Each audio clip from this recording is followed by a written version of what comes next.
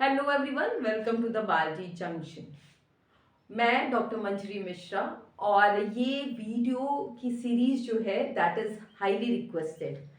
ये सीरीज जो है स्पेशली है फॉर अ बीपीएससी या टीचिंग की एग्जामिनेशंस के लिए, जिसमें कि मैथ्स और साइंस के स्टूडेंट्स के लिए साइंस का पोर्शन वो कंपलसरी भी होता है और उससे काफ़ी क्वेश्चंस आते हैं।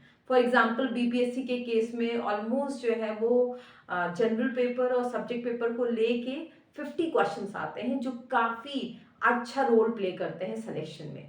तो ये वीडियो साइंस पोर्शन के लिए है और आज मैं शुरू करूंगी केमिस्ट्री से। तो चलिए स्टार्ट करते हैं। तो आज का जो चैप्टर होगा दैट इज मैटर। मैटर क्या है? सबसे पहला जो क्वेश्चन होता है, मैटर है क्या? मैटर क्या है? मैटर कोई भी वो चीज जो मास लिए हुए हो, यानी जिसके अंदर मास हो और जो स्पेस ऑक्युपाई करे, यानी जो जगह ले। अब आप एग्जांपल्स देख लीजिए आपके आसपास। ये मार्कर, ये मैटर है। ये बोर्ड, ये मैटर है। ये जो हमारे बीच हवा है वो भी मैटर है। जितनी भी चीजें आपको आसपास दिखती हैं वो सब मैटर है। अब फिजिकली जब हम मैटर को देखते हैं तो मैटर के 3 डिविजन्स है, यानी उसको 3 कैटेगरी में डिवाइड किया गया है। आप सब ये जानते हैं, सॉलिड, लिक्विड और गैस। अब सॉलिड, लिक्विड, गैस में अंतर क्या होता है? तो एक्चुअल में तीनों, चाहे ये तीनों हो, तीनों का अगर हम स्ट्रक्चर देखें तो इनमें कुछ कॉमन बातें होती हैं। क्या कॉमन बातें? कि ये बने होते हैं पार्टिकल्स से और ये पार्टिकल्स के बीच में स्पेस होता है। तो ये जो है ये पार्टिकल्स हैं और इनके बीच में स्पेस होता है और ये पार्टिकल्स मूविंग होते हैं, इनमें मूवमेंट होता है और इनके बीच में अट्रैक्शन फोर्स लगता है। इन पार्टिकल्स के बीच में फोर्स लगता है जिसकी वजह से ये बंधे रहते हैं। तो इन तीनों प्रॉपर्टीज कैसे पाई जाती हैं उसके हिसाब से ये 3 कैटेगरी बनाई गई है। सॉलिड के केस में जो पार्टिकल्स होते हैं वो बहुत पास पास होते हैं क्योंकि इनके बीच जो फोर्स ऑफ अट्रैक्शन है वो बहुत ज्यादा है। अब इसकी वजह से जो सॉलिड होता है उसका डेफिनेट वॉल्यूम होता है और डेफिनेट ही शेप होता है। तो सॉलिड को अगर हम देखें तो उसका आपको स्ट्रक्चर जैसा यहां मिलेगा वही दूसरी जगह भी मिलेगा, मींस वो जो है वो फिक्स होता है। जबकि अगर लिक्विड के केस में देखें तो उनमें जो पार्टिकल्स हैं उनके बीच का जो स्पेस है वो ज्यादा होता है इन कंपैरिजन टू सॉलिड। और इनके बीच का जो फोर्स, अब पार्टिकल में क्यों स्पेस ज्यादा होता है? इसलिए ज्यादा होता है क्योंकि इनके बीच का जो अट्रैक्शन फोर्स है, अट्रैक्शन क्या करता है? पार्टिकल्स को पास खींच के रखता है। तो ये जब कम होगा तो पार्टिकल्स क्या होंगे? दूर होंगे। हमारे और मान लीजिए दो आप दोस्त हैं, उनके बीच अगर प्यार कम है तो आप लोग साथ साथ हर जगह नहीं दिखेंगे, लेकिन अगर ज्यादा है तो ऑलमोस्ट सब जगह साथ ही साथ दिखते हैं। तो सेम बात है, इनमें ज्यादा प्यार होता है, मींस इनमें फोर्स ऑफ अट्रैक्शन ज्यादा होता है, इसलिए इनके बीच की डिस्टेंस कम होती है, इसलिए डेफिनेट वॉल्यूम और डेफिनेट शेप होता है। जबकि लिक्विड में फोर्स ऑफ अट्रैक्शन सॉलिड के कंपैरिजन में कम होता है, इसलिए इनके बीच की डिस्टेंस ज्यादा होती है। और इनका अगर इनके केस में देखें तो इनका भी वॉल्यूम वो तो डेफिनेट होता है। इसलिए अगर आप 500 ml वाटर लेंगे तो 500 ml वाटर आप जग में रखेंगे तो भी 500 ml होगा, बाल्टी में रखेंगे तो भी 500 ml ही रहेगा। लेकिन इनका शेप जो है वो वेरिएबल होता है, वो सेम नहीं होता या डेफिनेट नहीं होता। ये जिस बर्तन में रखे जाते हैं उसी का शेप ले लेते हैं। और ये क्यों होता है? क्योंकि इनके बीच का जो डिस्टेंस है वो ज्यादा होता है, तो वो अपनी जगह से हटते रहते हैं। तीसरा है गैस। गैस के केस में जो पार्टिकल्स होते हैं वो बहुत दूर दूर होते हैं और इनके बीच जो फोर्स होता है वो बहुत कम होता है, मींस लीस्ट होता है। अगर इन तीनों में कंपैरिजन करें तो इसमें इनके बीच में जो फोर्स होगा वो सबसे कम गैस में होगा। इसलिए इनका ना तो वॉल्यूम डेफिनेट होता है, यानी वॉल्यूम भी वेरिएबल होता है और इनका शेप भी वेरिएबल होता है। क्या मतलब है इसका? देखिए, अब जैसे कि कोई भी हवा है, कोई भी, जैसे आप परफ्यूम स्प्रे करते हैं तो आप एक कोने में स्प्रे करते हैं, फिर पूरे कमरे में फैल जाती है। दैट मीन्स वो पूरे कमरे का वॉल्यूम ले लेती है, उस पूरे कमरे का वो शेप भी ले लेती है। जबकि अगर आप वाटर एक कोने में डालिए तो वो थोड़ा ही एरिया लेगी ना, और उसका वॉल्यूम उतना ही रहेगा। शेप तो वो ले लेगी जहां पे गिरेगी उसके अकॉर्डिंग, लेकिन उसका वॉल्यूम उतना ही रहेगा जितना था। दैट मीन्स अगर आधा बाल्टी पानी डाला है तो वो आधा ही रहेगा। सो अगर हम कुछ प्रॉपर्टी सॉलिड, लिक्विड और गैस की कंपेयर करें तो उनका ये पैटर्न होगा। सबसे पहला है attraction force between the particle. तो जैसे मैंने बताया कि सॉलिड में ये मैक्सिमम होता है, तो सॉलिड में सबसे ज्यादा होता है, उसके बाद लिक्विड में, और उसके बाद सबसे लीस्ट होता है गैसेस में। अगर हम स्पेस देखें तो सबसे कम होता है सॉलिड में, उससे ज्यादा लिक्विड में, और उससे ज्यादा गैसेस में। अगर कंप्रेसिबिलिटी देखें कितना कंप्रेस हो सकते हैं, तो लीस्ट हो सकता है सॉलिड, उससे ज्यादा लिक्विड, और सबसे ज्यादा गैस। फ्लूइडिटी यानी कि बहने वाली पावर देखें तो सॉलिड सबसे कम हो सकता है, उसके बाद लिक्विड, और सबसे ज्यादा गैस। अगर रिजिडिटी देखें यानी रिजिड कितना है, स्टेबल कितना है, तो सॉलिड सबसे ज्यादा होता है, लिक्विड उसके बाद होता है, और गैस जो है वो सबसे कम रिजिड होता है। डिफ्यूजिबिलिटी देखें यानी कैसे डिफ्यूज हो सकते हैं, तो डिफ्यूजिबिलिटी किस बात पे डिपेंड करेगी कि कितना स्पेस है, कितने फ्री है मॉलिक्यूल। तो गैसेस में मॉलिक्यूल दूर दूर होते हैं और उनके बीच फोर्स ऑफ अट्रैक्शन सबसे कम होता है, यानी वो आसानी से कहीं भी जा सकते हैं। तो गैस में सबसे ज्यादा डिफ्यूजिबिलिटी होती है, उससे कम लिक्विड की में होती है, और सबसे कम सॉलिड में होती है। तो डिफ्यूजिबिलिटी का पैटर्न जो होगा वो सॉलिड में सबसे कम, उसके बाद लिक्विड में, और सबसे ज्यादा गैस में। शेप एंड साइज आप जानते हैं कि इन केस ऑफ सॉलिड ये दोनों क्या है, डेफिनेट है या फिक्स्ड है, जबकि लिक्विड के केस में ये नॉन डेफिनेट है, यानी कि ये चेंज हो सकते हैं इन दोनों के केस में, गैस के केस में भी और लिक्विड के केस में और गैस के केस में, दोनों के केस में जो शेप एंड साइज है वो क्या है, वो नॉन डेफिनेट है। जबकि वॉल्यूम की बात करें तो इन केस ऑफ सॉलिड ये डेफिनेट है यानी कांस्टेंट है, इन केस ऑफ लिक्विड ये भी डेफिनेट है, लेकिन इन केस ऑफ गैस ये नॉन डेफिनेट है यानी बदलता है।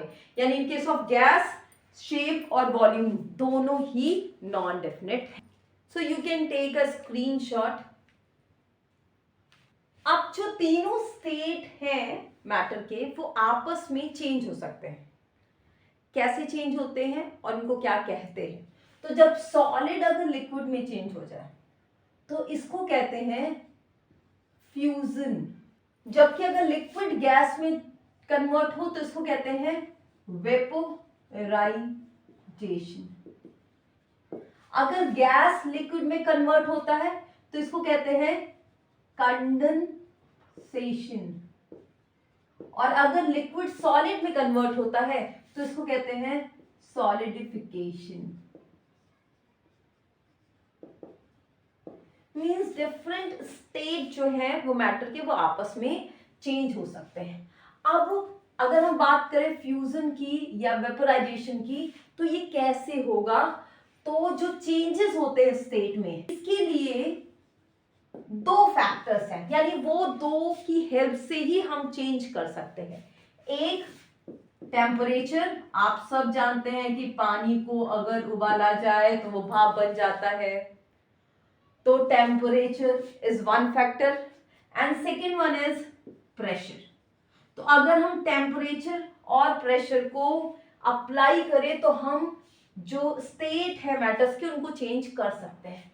अब अगर फ्यूजन की बात करें, यानी सॉलिड से लिक्विड बन रहा है, तो वो टेम्परेचर जिस पे सॉलिड कन्वर्ट हो जाए लिक्विड में, उसको कहते हैं मेल्टिंग पॉइंट। जैसे वाटर को ले लीजिए, तो अगर आप आइस ले लीजिए, तो आइस कब वाटर में कन्वर्ट हो जाएगा, तो वो टेम्परेचर है उसका 0 डिग्री सेंटीग्रेड या 273.16 डिग्री केल्विन। ये दोनों आपस में कन्वर्टेबल हैं। सेंटीग्रेड में अगर 273.16 जोड़ दीजिए तो डिग्री केल्विन आ जाता है, यानी K is equal to C plus 273.16। अब अगर लिक्विड से गैस के चेंज यानी वेपराइजेशन की बात करें, तो वो टेम्परेचर जिस पे लिक्विड गैस में चेंज हो जाए उसको कहते हैं बॉइलिंग पॉइंट। तो वाटर का बॉइलिंग पॉइंट क्या है, हम लोग रोज उबालते हैं वाटर 100 डिग्री सेंटीग्रेड। अगर इसको केल्विन में कन्वर्ट करें तो 100 प्लस 273.16 डिग्री, तो ये क्या आ जाएगा, कितना, 373.16 डिग्री केल्विन।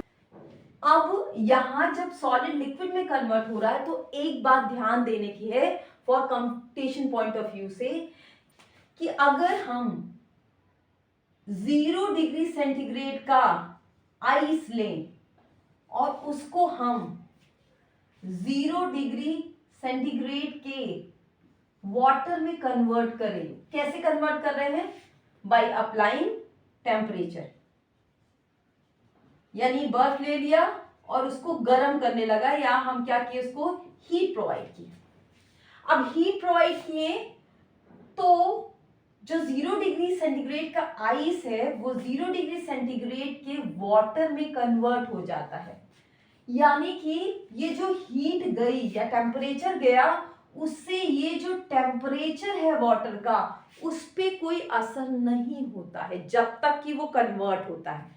क्या मतलब है इसका, देखिए जैसे ये बर्फ है, बर्फ को हम नीचे से गर्म कर रहे हैं, तो बर्फ को गर्म कर रहे हैं तो इसको हम हीट दे रहे हैं, हीट एनर्जी होती है, तो वो एनर्जी ये बर्फ ले रहा है और ये फिर वाटर में कन्वर्ट हो रहा है, तो पानी बन रहा है। लेकिन जब तक ये पूरा बर्फ पिघल करके वाटर में कन्वर्ट नहीं हो जाता, तब तक वो जो हीट हम दे रहे हैं उससे इसका टेम्परेचर नहीं बढ़ेगा।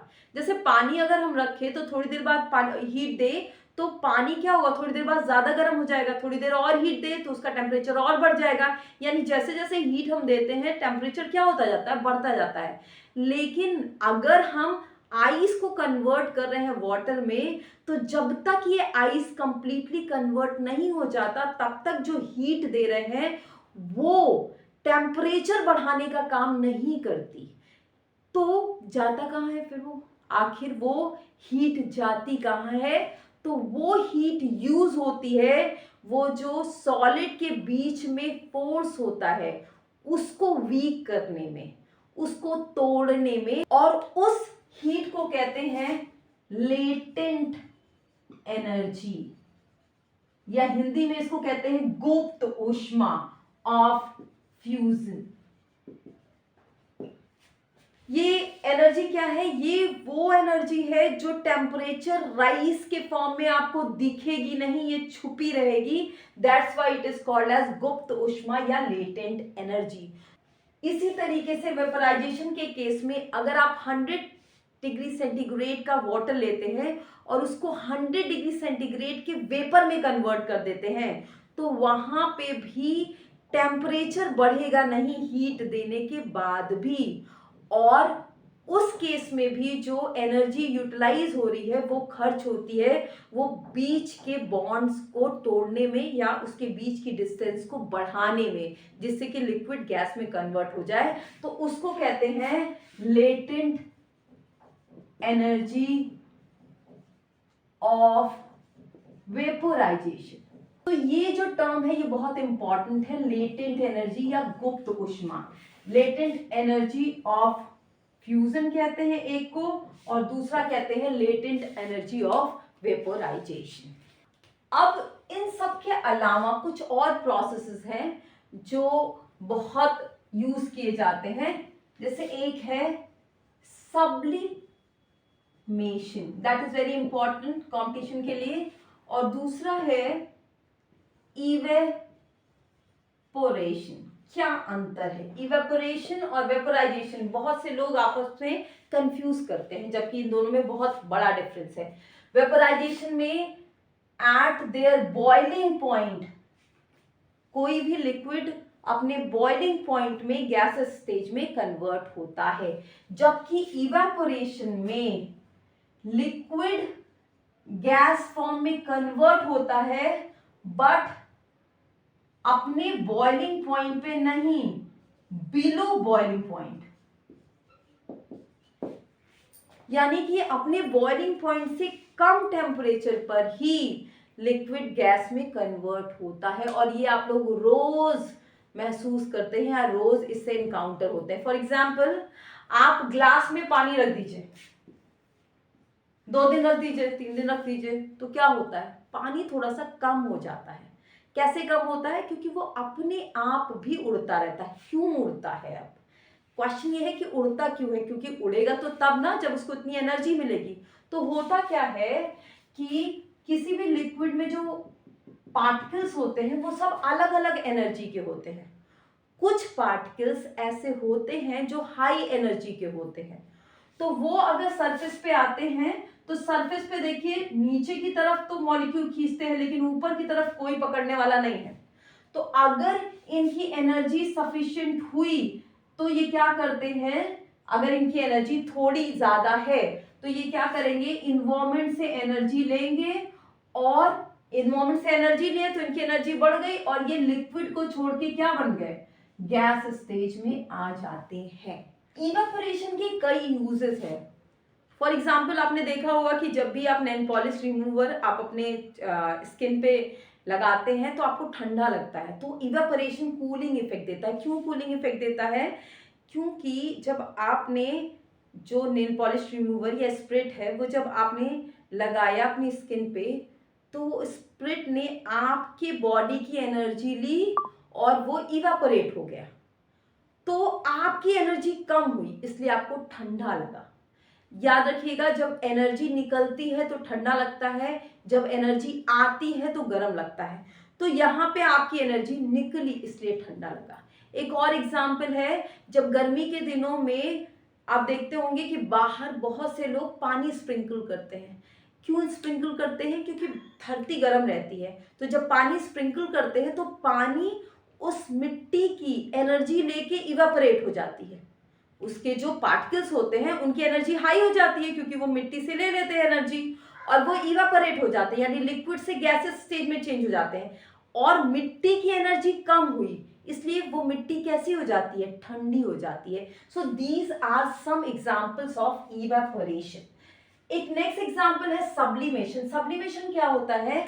अगर सॉलिड सीधे गैस स्टेज में कन्वर्ट हो जाए without converting into liquid stage, यानी कि इसमें लिक्विड स्टेज आता ही नहीं है। इसका बहुत अच्छा एग्जांपल है कैम्फर।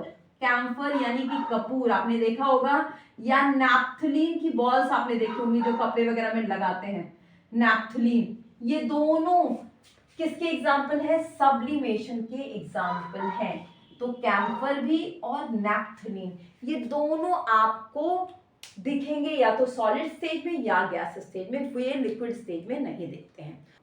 जो सॉलिड, लिक्विड या गैस मैंने कहा स्टेज, वो मैटर के स्टेट्स होते हैं जब हम फिजिकली उसको डिवाइड करते हैं। अगर हम मैटर को मैक्रो लेवल पे देखें, यानी थोड़े बड़े लेवल पे डिवाइड करें उनके केमिकल कंस्टिट्यूएंट के हिसाब से, यानी वो किसके बने हैं, तो जो मैटर होता है वो डिवाइड होता है मेन 2 कैटेगरी में। 1 जिसको कहेंगे प्योर मैटर, यानी कोई भी चीज है तो हम कह सकते हैं ये प्योर है या इम्प्योर, और दूसरा मिक्सचर।